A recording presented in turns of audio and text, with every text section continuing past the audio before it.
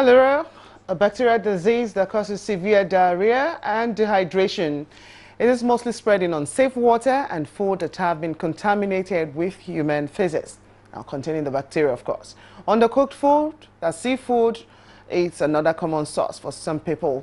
More than 40 years after its resurgence in Africa, for some, cholera remains a grave public health problem.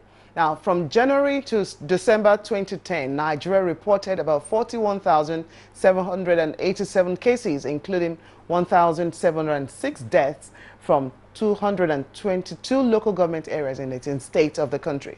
Now, with the most affected state being BORNO, BOUCHI, and KATSINA. The Red Cross also estimates that women and children account for many of the cases. Today, Nigeria is again faced with another outbreak of cholera. Now, just some 48 to 72 hours ago, the KANO State's Ministry of Health confirmed the death of over 11 persons on account of the outbreak, while over 47 have been hospitalized in BEBEJI local government area of KANO State. And in response to the epidemic, the State Health Commissioner has deployed health personnel to flagged areas to curb the spread of the disease. Now, several questions will come to mind. Why the recurrence of cholera outbreak in this 21st century?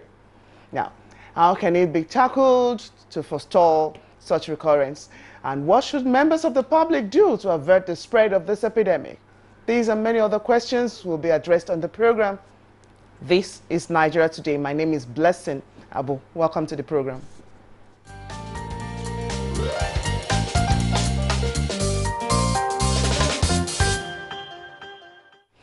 Now, thank you for still staying there with us. I have two gentlemen in the studio to discuss the issue of, that we have set before you. That's the cholera outbreak.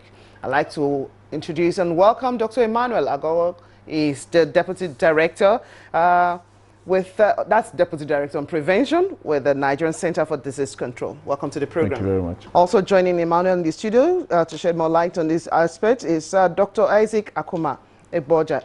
Is public health expert and former staff of the United Nations. Welcome to the program. Thank you very much. Good evening.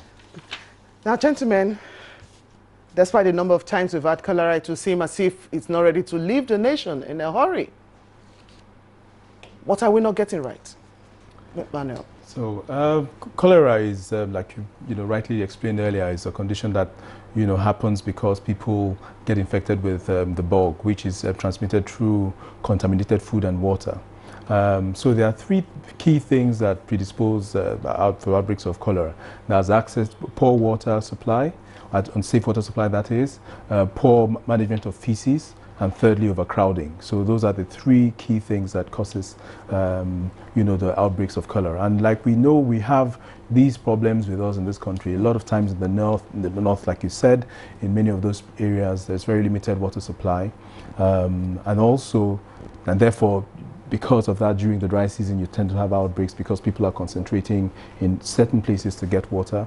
And during the raining season, the problem with indiscriminate defecation and the fact that feces aren't properly managed predisposes water sources to be contaminated with feces that of people who carry the cholera bug or who have been infected with the cholera bug. And then thirdly, overcrowding. So when you have people living in close proximity who can get in contact with the feces, which is contaminated, or which is of someone who is infected with cholera, those are the drivers of the epidemic.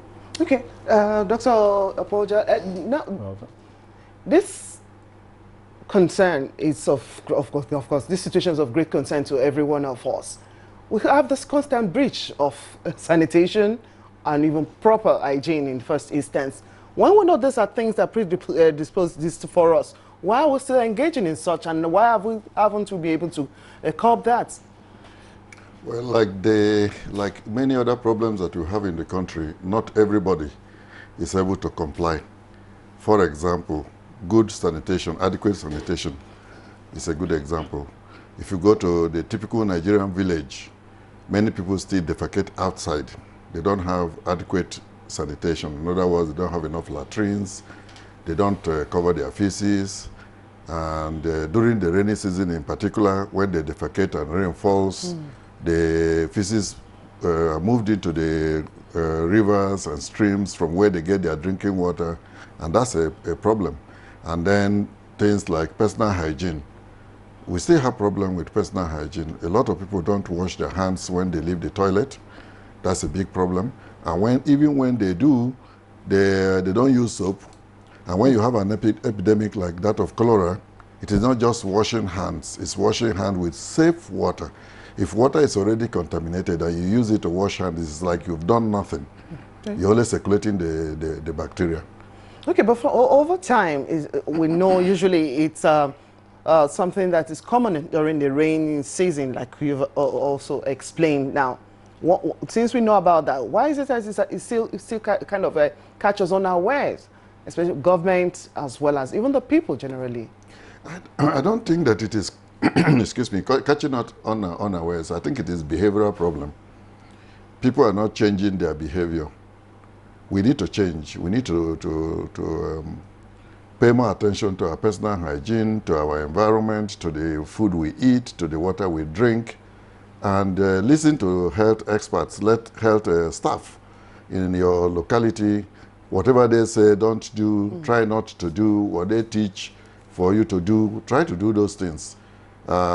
Most of our primary health care centers have morning sessions when they teach health education to people that come, patients that come to the clinics. Okay. And you expect that people will comply. But unfortunately, not everybody does. And in a situation where you have a serious disease like cholera that kills quickly, if not well managed, we have problems. All right, so Manuel, for you at NCEDC, you're in charge of prevention, and for everyone who believe that there are aspects of advocacy, sensitization here and there. Now, what are your greatest concerns at the moment for affected states? And perhaps let's find out some of those affected states and what you've been up to since the outbreak. So about 12 states have been affected in all. The most recent weekly surveillance systems are in place that look at how many cases are happening in each state, what are the outcomes. So at week 30, which is this last week, we have had about just under 2,000 suspected cases, about 1,800 cases. Of these, about 154 are confirmed. And then we also had 2 deaths. The 2 deaths were in BORNO and KATSINA. And like you said, however, the trend we have seen over the last few weeks is that the cases are really reducing. So we've had, if you look at our epidemic curve, the number of cases has really So what is causing this change in reduction? So the reduction, several things have been in place. So for instance, we've had a collaborative work with WASH partners. So people are involved in water and sanitation interventions. There's been a lot of work with a multi-sectoral work with Ministry of Water Resources. Working with a lot of partners who do the WHO, colleagues from the WHO, from the CDC. Are they concentrated in the cities? Because from what Dr. Iboja said just now, most of those things are found in the rural, local government interiors. Yes, so the interventions, for instance, a team, and we send rapid response teams. So teams go out to work with the states, because the states are also involved in the response, and they go to those communities and find out, identify, help do a lot of community advocacy to identify the cases. And there are treatment centers in all those states as well, where we set up centers where Dr. Iboja mentioned before that it kills rapidly, but it's easily treatable. So the antibiotics that can be given, and the real treatment is around giving IV fluid, so ensuring that the patient is well rehydrated and ensuring that the complications that happen from dehydration are curtailed. So there's a lot that has been done, and this has been shown in the drop of cases. So we've had quite a significant drop. Another important thing that is being planned is vaccination, what we call reactive vaccination.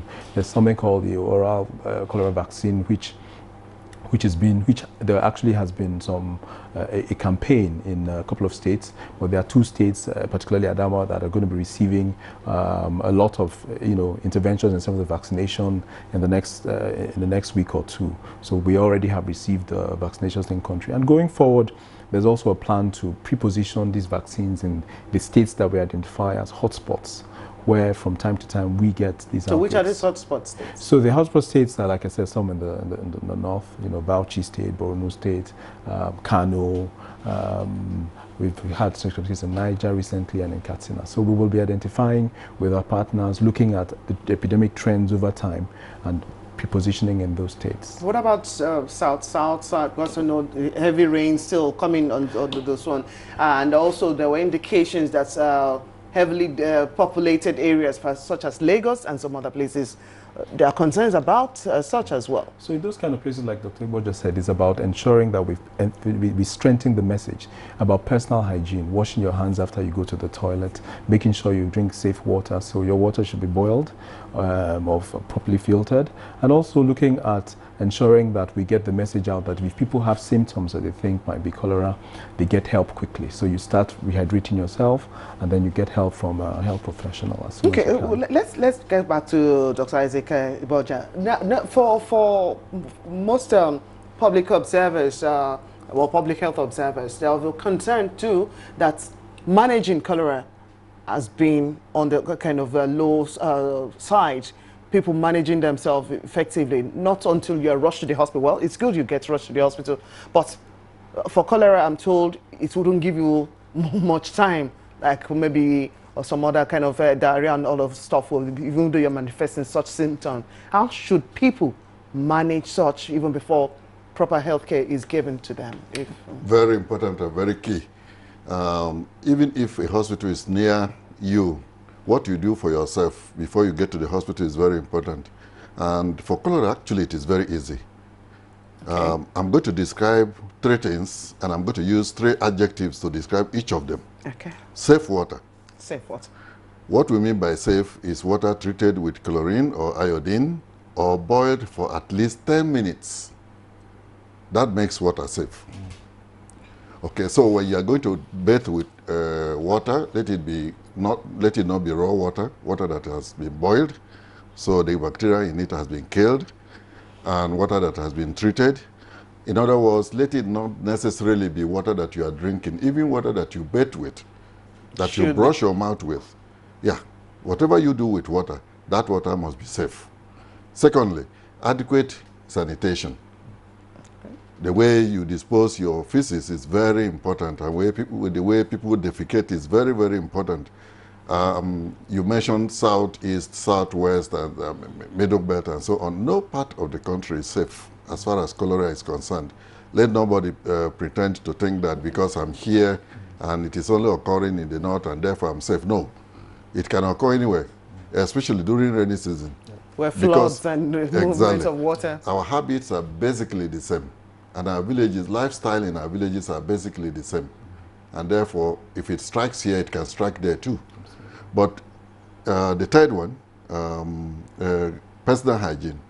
Okay. Good personal hygiene. And I use the word good because you may have what you call personal hygiene. But if it is not good enough, then it is not good. What makes it good? One, that you wash your hands every time you go to the toilet.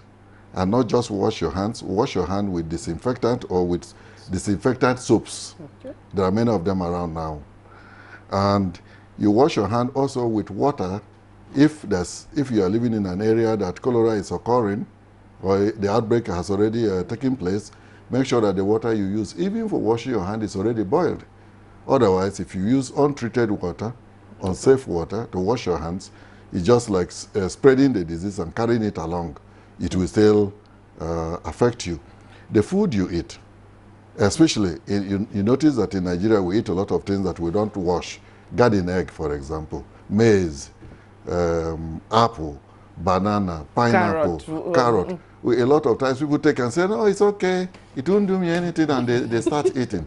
Who tells you that it will not do you anything? It will do you something. You need to wash those things, and not just wash with water. Wash with safe water that has already been treated with chlorine, with iodine, or boiled for at least 10 minutes. That's very key. When we take care of those 3 things, that's safe water, adequate sanitation, good personal hygiene, we'll be there. But as long as we're not paying attention or enough attention to those things, we would continue to have these problems. And by the way, cholera is not restricted to any country. Okay. In fact, we have had 7 pandemics in the last 200 years. Pandemic means it occurs in more than one country. And people may carry it from one country to the other. That's the reason why when you travel, They require you to have this yellow health card. Okay. And one of the things that people look at there is cholera, that you have taken cholera vaccination, so that it will, you don't carry the disease to another country. The last one occurred 1961 in Indonesia, and it was moved to Europe, to North America, to a lot of places, and of course, Africa, because it largely occurs in tropical countries. Why is it so? Well, most of the people that live in the temperate countries are more advanced than us. They pay more attention to their personal hygiene. They have better sanitation. They have better health facilities. And they are better able to deal with the problem than we do. That's one reason. Second reason is the fact that we have this behavior of not believing certain things, especially in Nigeria. No, it will not kill me. My father has been doing this all these years and he didn't die. Oh, you and hear, therefore I will not die. They kill African man. Yes, and that is not true. It does. We need to change our behavior. Some of the problems we are getting are just behavioral problems. And cholera in particular can be prevented with good behavior.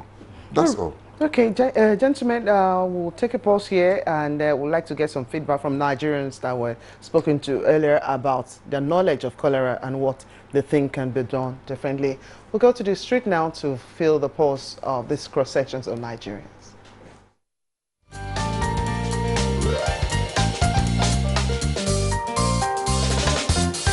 I think cholera is an environmental related disease, and the sanitary conditions of our environment contribute a lot to cholera outbreak. So we need to tidy up our neighborhood, dispose waste appropriately, and feces and other waste should be properly disposed. You have to make sure your water is well treated, maybe by boiling it, filter it, or then you could take it. You know, prevent cholera outbreak is one. But one is to make sure our environments are clean. Two, our domestic water and other activities are well kept. I mean, conserved without any contamination. First of all, your environment matters. Cholera could be anywhere. If your environment is not clean, you can have cholera. It's just to be more hygienic. More hygienic, because we don't really maintain good hygiene. The environment, the food we eat, and everything. Avoid contaminated foods and so forth.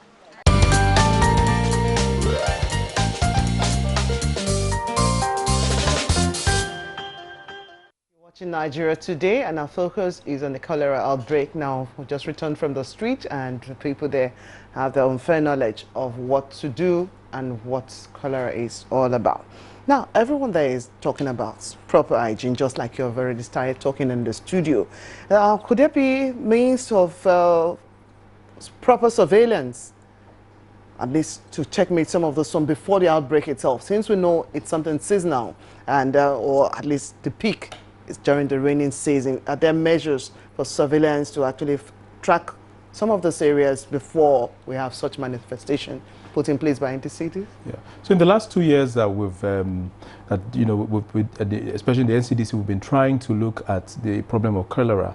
And like I said, last year was the first time that anywhere in the world that oral cholera was used after an outbreak. And since then, we've also done the same this year. So one of the things is we call it tertiary prevention after it's happened, ensuring that there's reactive vaccination where it has occurred.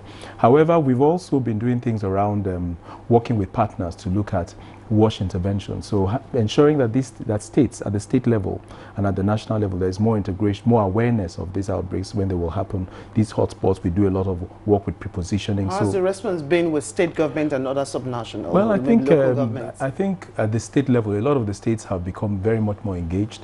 Most states have what they call a state epidemiologist, and that state epidemiologist is one of these kind of oversees the surveillance system in the state. So in every state you should have, in every local government you have what they call a district notification officer who liaises with the hospitals. Functional. Yeah, well, yes. I mean, that's something we need to strengthen. So NCDC has been working with the states and trying to get that system up and running, especially with partners, leveraging on systems that have been in place for polio eradication and so on, to ensure that at the state level and at the local government level, there's somebody who, if there's an outbreak of cases, you can inform the DSNO informs the epidemiologist, and then at the national level we can respond.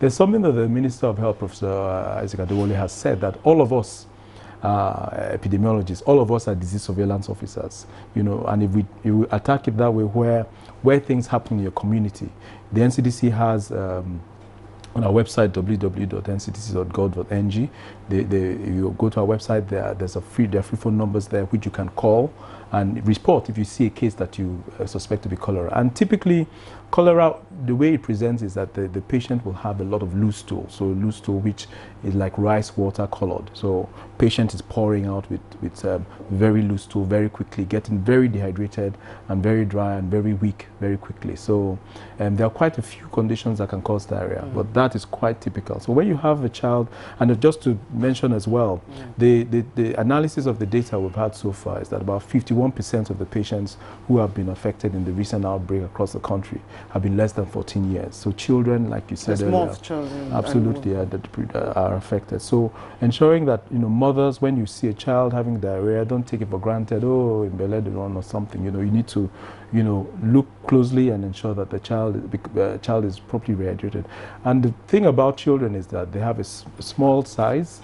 You know, most of our bodies are composed of water, and so they get dehydrated very quickly, and so outcomes can be bad if you don't respond as quickly as we said. So identifying it, be aware of it, do these precautionary interventions we've talked about, and ensuring that, you know, if you have what you think is diarrhea, don't just ignore it. So there are sachets available, the oral rehydration sachets that moms can get and start quickly. There's a, you know, salt sugar solution, which, you know, we used to talk about a lot. So that's also boiled water, 10 cubes of salt, 1 teaspoon of, so 10 cubes of sugar, 1 teaspoon of salt, so in a 1 liter bottle. So these are things that we've talked about so much and they're still relevant today. All right, let's find out, how long really does it take for an infected person to totally free, at least once you get this kind of treatment?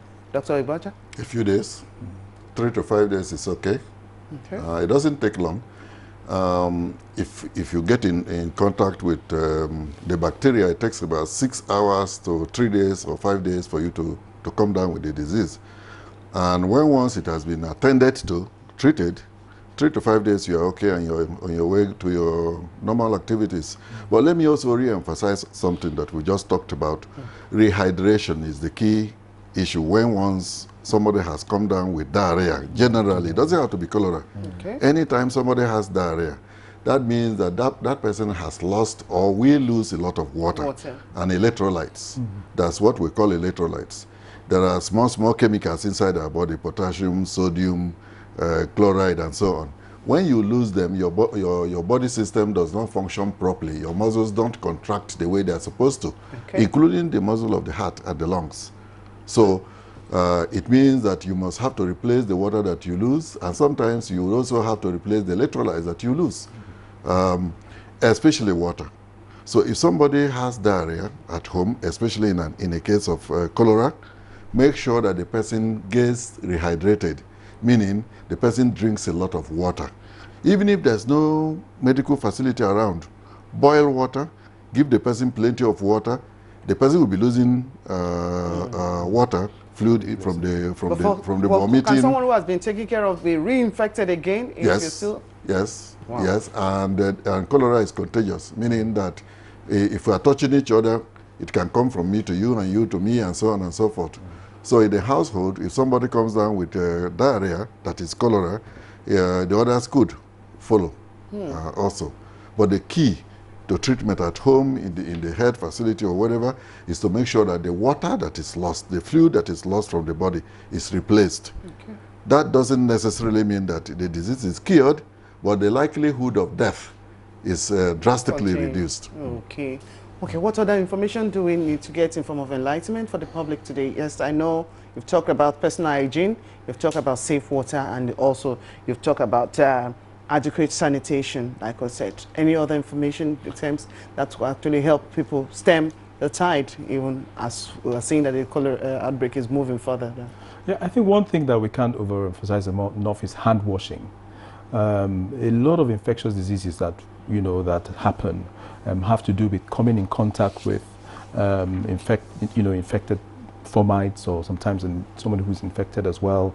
And like we said about cholera, if you're a caregiver, if you do not take the adequate prevention, self-protection, then you increase the risk of transmission to someone else. So to break that cycle of transmission, which is described very aptly, you need to break it by infection prevention interventions, which means like washing your hands, making sure that that cycle doesn't get passed on. Wash your hands. And the WHO has taught us how to wash our hands. There's 7 steps to it. You wash in between. You wash in between your hands. You wash around your nails. You wash your wrist, and you wash around your thumb. So there's a mechanism around washing. So it's not just you pour water and do this and it's done. We're taking from the same contaminated water. Yes. Doctor, the last word. Yes, last word, health education. We need to do more in this area, in our health facilities, in our homes, whatever method of communication that we have in the media. Health education is very key. Yeah. As long as people are informed about something, about a disease in particular, the likelihood of them getting that disease or contacting that disease or dying from it will be reduced. Thank you very much. Well, that was Dr. Isaac Akuma Egboja, public health expert and former staff of the United Nations. Thank you very much for coming on the program. Also like to appreciate Mr. Emmanuel Agogo. He's a Deputy Director on Prevention with the Nigerian Center for Disease Control. Thank you for coming on the program. We also appreciate your time with us. Tomorrow is another time, 7:30 in the evening, to join us for another topic on Nigeria Today. And you can actually watch this edition of the program or any of the past editions on youtube.com/NTA News 24, and we'll get to see some other interesting topics there. My name is Blessing Abu. Thank you for watching. Thanks.